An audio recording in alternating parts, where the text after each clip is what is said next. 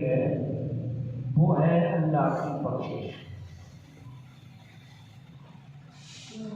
बख्शिश की सूरत में इसको पैकेज मिल रहा है, इनको तोहफा मिल रहा है और इनको कामयाबी और कामरानी और अल्लाह की बारगाह में जहन्नम से निजात और जन्नत के दाखिले का सर्टिफिकेट मिल रहा है। ये एजाज़ है मुसलमानों के और ये बरक़ात है रमज़ान शरीफ की। यानी अगर रमज़ान शरीफ की बरकतों को किसी सूरत में देखना मकसूद हो तो इसकी बरकतों को कैसे देखा जा सकता है, इसकी क्या बरकत है। घड़ियाँ तो बुरी हैं, इधर ही से सूरज चढ़ रहा है, घूम हो रहा है, वही मौसम के तग़य्युरात हैं। तो ये बरकत के जो असरात हैं ये क्या है और कैसे मालूम होगा और उसको कैसे देखा जा सकता है, किस दूरबीन से देखा जाएगा कि ये बरकत है रमज़ान शरीफ की। तो रमज़ान शरीफ की जो बरकत है वो बख्शिश के ज़रिए से है, अल्लाह की जानिब से बख्शिश, गुनाहों की माफ़ी, गुनाहों की माफ़ी और बख्शिश की सूरत में अल्लाह की रहमत है और रमज़ान शरीफ की बरकत है। इसीलिए मेरे आका सल्लल्लाहु अलैहि वसल्लम ने मिंबर शरीफ पे चढ़कर ये दुआ फरमाई कि हलाक हो जाए वो शख्स जिसने रमज़ान का महीना पाया और अपनी बख्शिश न करा सका।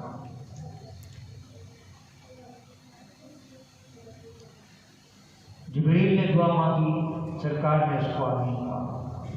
ये अल्फाज, ये दुआया कलिमात जिब्रील अलैहिस्सलाम के और अल्लाह के नबी सल्लल्लाहु अलैहि वसल्लम आमीन फरमा रहे हैं। जिब्रील दुआ मांग रहे हैं, हलाक हो जाए वो शख्स जिसने रमज़ान शरीफ का महीना पाया और अपनी बख्शिश न करा सका। अल्लाह के महबूब सल्लल्लाहु अलैहि वसल्लम ने फरमाया आमीन।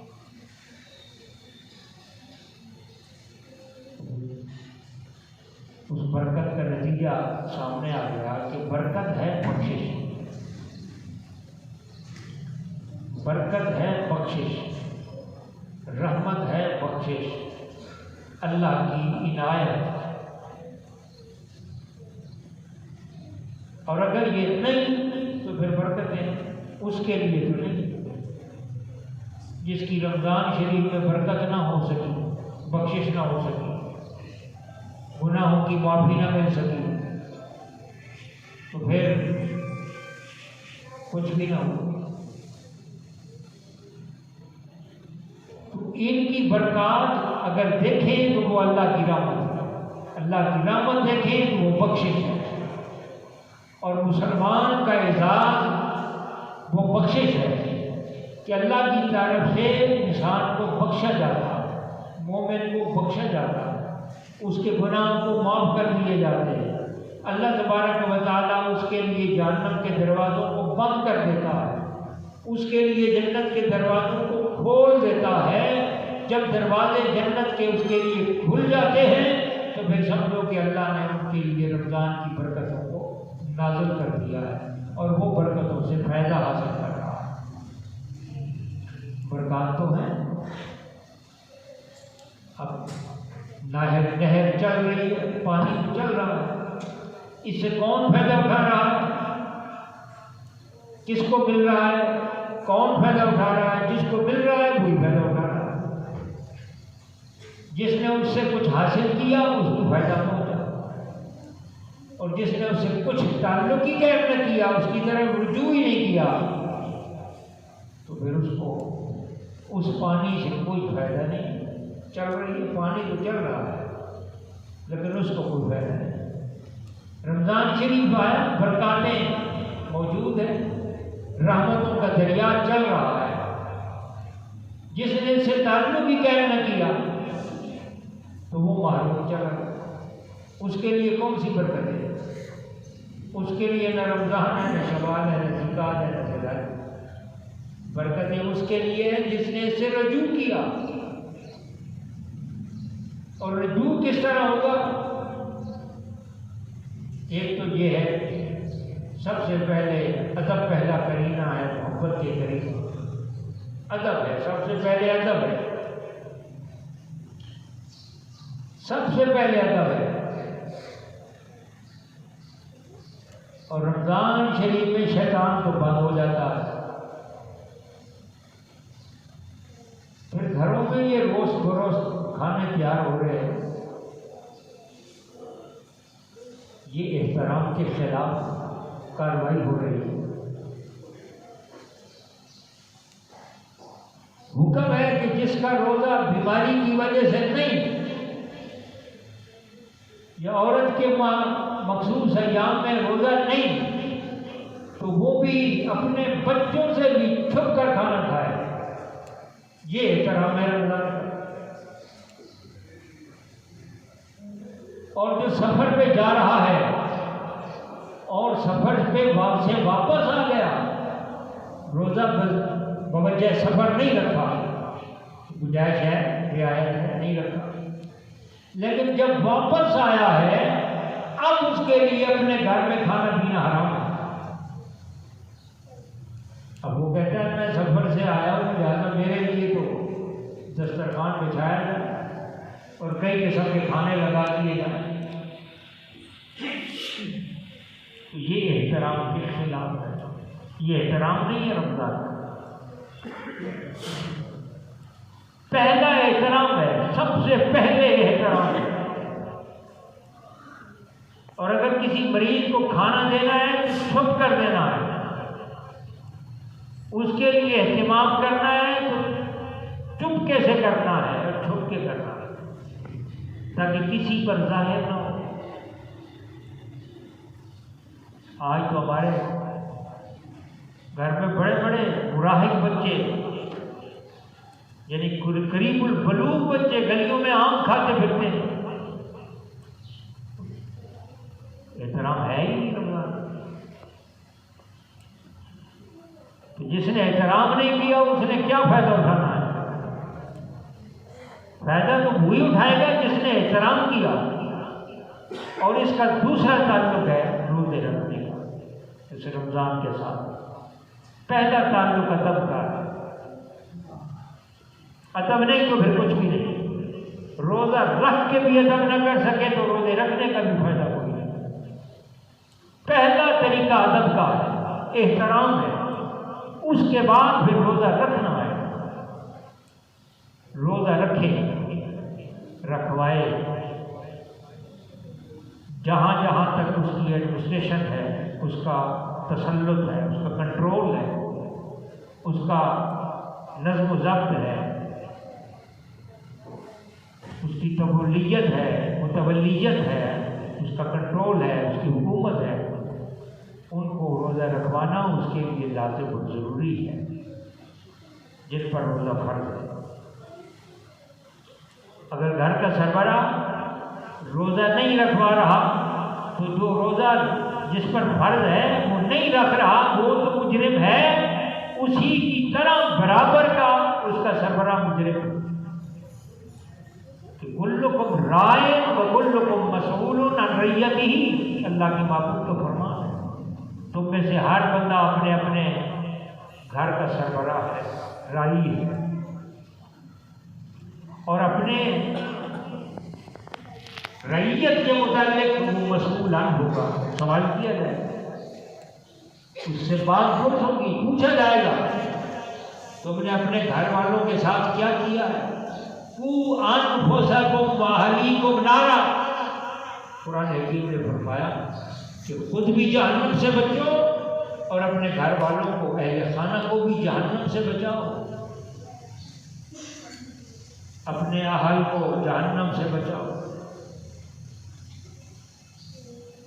तो ये उसकी जिम्मेदारी है। आज लोग कहते हैं कि ये बच्चे कहना नहीं मानते, उनके अंदर इब्तिदाई से कहने माने की आदत डाली ही नहीं, वो माने क्यों? माने या न माने, मुजरिम हो, तुम्हारी एडमिनिस्ट्रेशन कमजोर है। क्यों कमजोर की है? आप खुद कमजोर की है।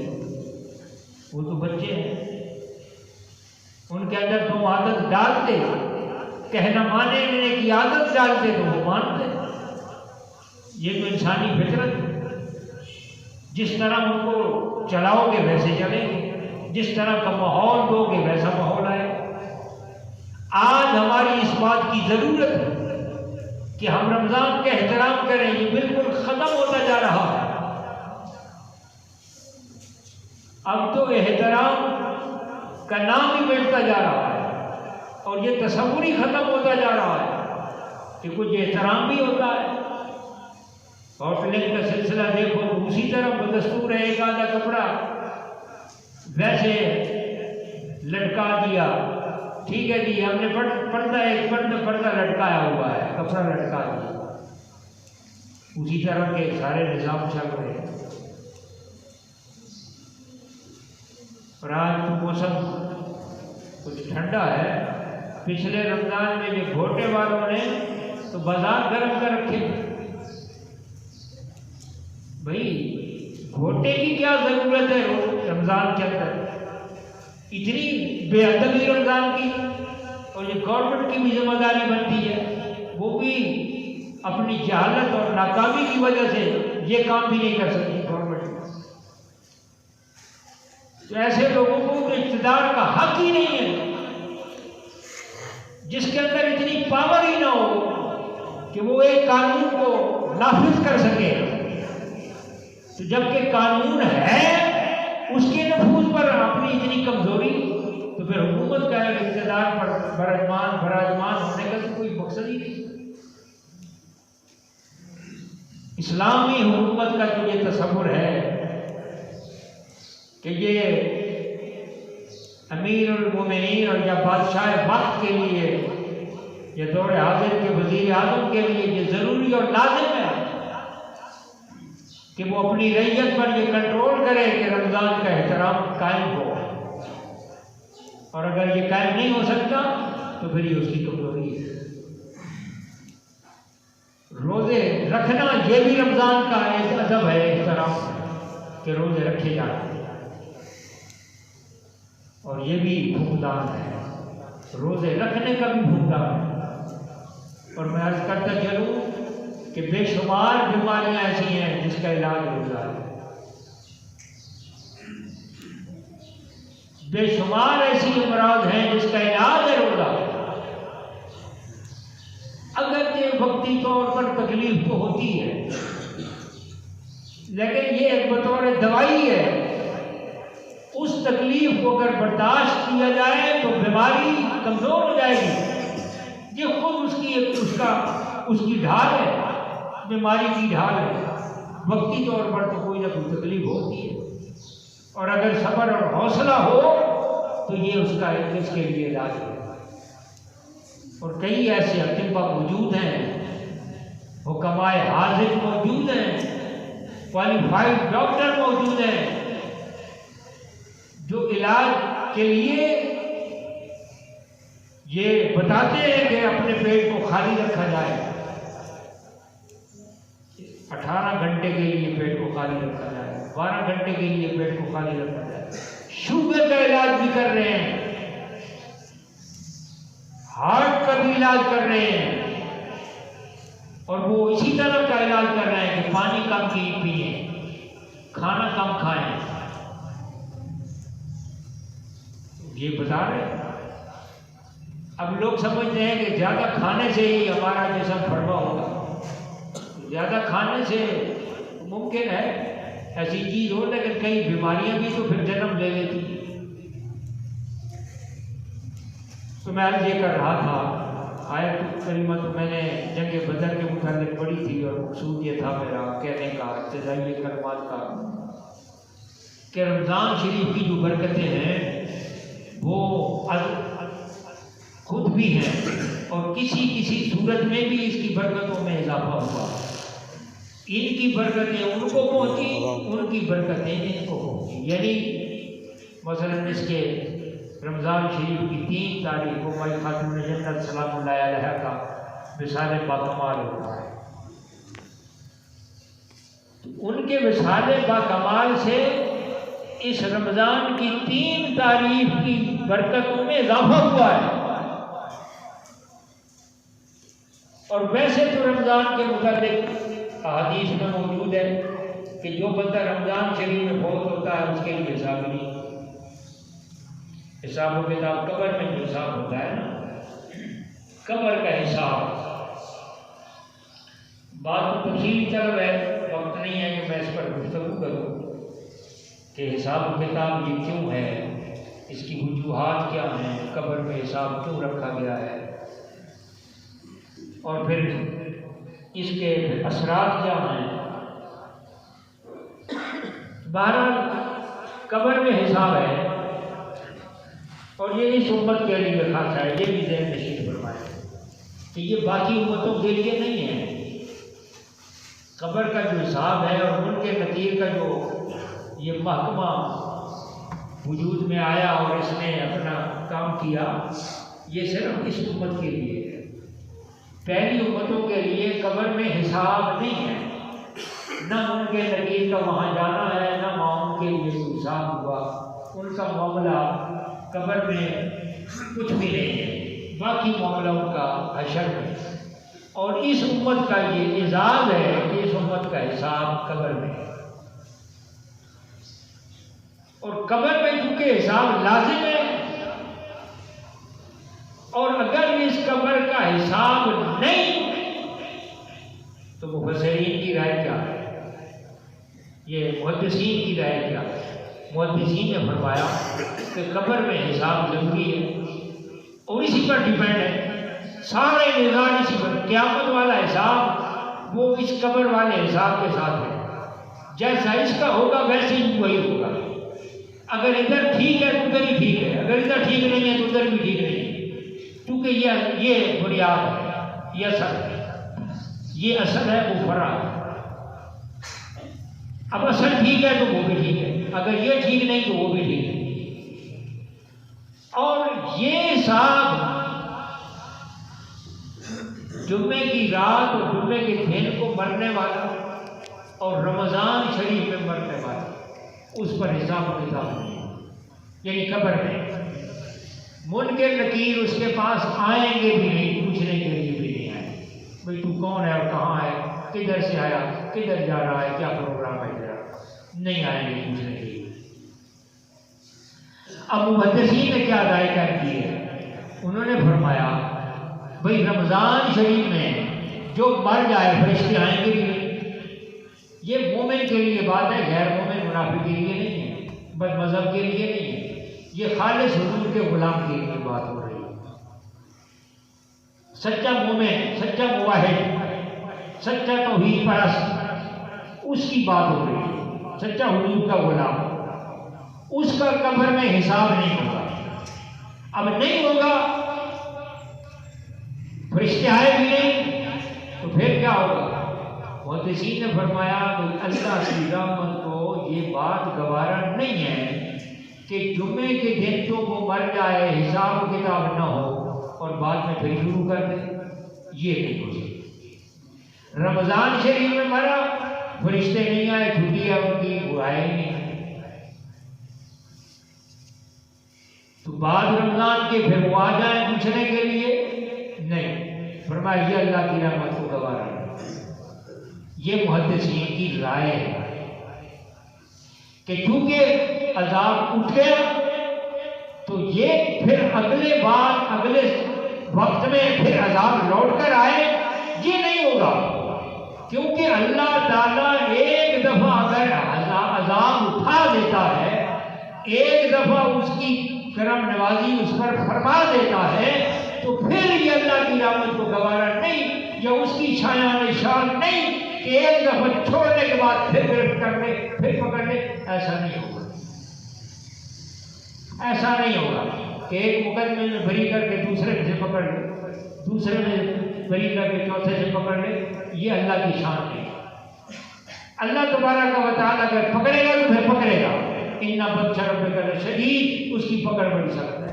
अगर छोड़ देगा है तो फिर छोड़ देगा, फिर अल्लाह ताला गिरफ्त नहीं फरमाएगा। तो क्या नतीजा निकला कि रमजान शरीफ में मरने वाले के लिए जो हुजूर का गुलाम होगा, मुसलमान मुआहिद सच्चा तौहीद परस्त होगा, सच्चा तौहीद परस्त और सच्चा मुआहिद होगा, सच्चा हुजूर का गुलाम होगा, वो यकीनन बख्शा जाएगा। उसके लिए हिसाब किताब नहीं है। जब नहीं है तो फिर उसके लिए कब्र में हिसाब नहीं, तो क़यामत में भी बगैर हिसाब मिलेगा। जो यहाँ नहीं तो फिर वहाँ भी नहीं। अगर क्योंकि कब्र में सारा हिसाब, असल कब्र में फरा वहाँ है, जब असल ही ना हो तो फरा नहीं होगा। इधर नहीं होगा तो उधर भी नहीं होगा। इधर बेहिसाब बख्शा गया तो उधर भी बेहिसाब बख्शा गया। तो ये रमज़ान की बरकत है, ये फजीलत है रमज़ान की। अल्लाह तबारक व तआला में ये नसीब फरमाए। बदर का सिलसिला इंशाअल्लाह फिर अगले दिन